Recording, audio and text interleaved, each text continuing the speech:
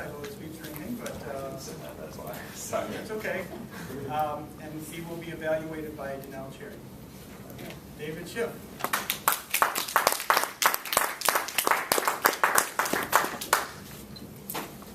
Fellow Toastmasters and guests, I would like to go ahead and address the pressing question. Yes, I am wearing an American flag tank underneath this. I am going straight to watch the game right afterwards. Yes, it's awesome. It's a front pocket one. We'll see it after work. But now comes the point. Think about right now. If you were to win the lottery, what would you do with it? Well, would you buy a house? Would you buy a new car? Would you buy a helicopter? Well, I'm going to be honest with you. You're probably not going to win the lottery. That's a little morbid, I know. I don't want to just shoot down your day, but you're probably not. So it's important to think about what you should do otherwise. A good financial plan. So the actual title of my speech would be Creating a Successful Financial Plan. Sorry about that. But when you look at your finances, you want to always set realistic goals. So back to that whole helicopter, that whole house, that whole car, those can be realistic. They just might need to be made out of Legos. So you need to go through your finances, think about it, and set your priorities. So for me, for example, I plan on purchasing a new car maybe in the next year or so. So for the past year and a half, I've been putting aside, as much as possible from each of my paycheck. Building up, not as much as I'd like, but building up nonetheless. And with that, I plan on buying something with, highly reliable, good miles per gallon, a good, safe car. It's something where it's not going to be made out of fiberglass, it's not going to be a Lamborghini. I'll look good in it though, but it's not going to be a top-notch car, but it will be a good car, and one that will do well in the winter, which brings me to actually my second point about how life can change in an instant. So you need to save at all times. So I am from the South. I'm from Birmingham, Alabama. I went to school in Indiana, and then I came to Cleveland. I thought I had experienced winter in Indiana. Not true, not true. You guys just brought it down on me this winter. My car, thought was great, thought it could handle a winter. Not so much.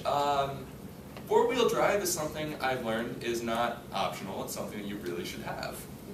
I do not. And so I found out via 2 new tires. I also found out, anybody know what an oxygen sensor is in a car? Anybody? Well, I know that they cost $360 to repair. 1 of 4. I still had 3 functioning, but 1 had to be replaced. $360. Phenomenal. This is the whole point of saving. Every little bit matters, and it's unpredictable.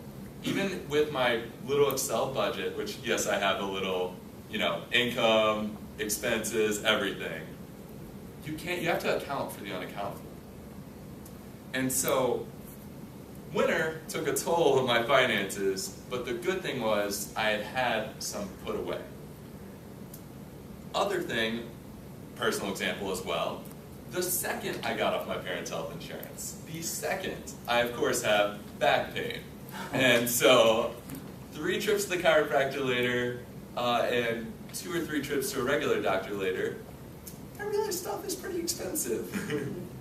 But the good thing is, I learned to invest in my health saving account, learned to invest and put aside money for such expenses, which is always an important part of a good financial plan. You always have to have backup and be prepared, because you never know when an oxygen sensor is going to break, when your back's going to act up, or anything of the sort. And that actually goes also to the point of credit card debt. It's not directly correlated. I recognize I literally just went from back pain to credit card debt, but they're about the same, in pain-wise. But with a credit card, at the end of the month, obviously, everybody knows how a credit card works. You can keep a balance or you can pay it off. it's very tempting always to keep it going, it's free money, but that goes to the whole point about setting realistic goals and saving. At the end of the month, if you have something left over, that's not a bad thing. It should be piling up, and saving rather than building up any sort of balance. But the other point to bring into consideration, so we have saving, we have always taking realistic goals, we have setting a good investment profile for your lifestyle. The younger you are, you always want to have more, you can take more risk. You want to be in stocks, mutual funds, not even as diversified, but the older you get and the more in your career you get, you want to always lower the risk, more bonds, more things that are spread over, diverse, and so it's less risk of return, but it's also significantly less risk of loss, which always brings you to the point about how life is so unpredictable. But in the end, it's all about life. We don't live to work, we work to live. So it's a balance of, you're going to get a salary, you're going to get everything else. Buy what makes you happy, but don't buy more. And so, at the end of the day, you really just have to set what's right for your lifestyle, but just always remember to save and keep it going. And with that, I say go USA, 4 o'clock, Holy House. Thank you very much.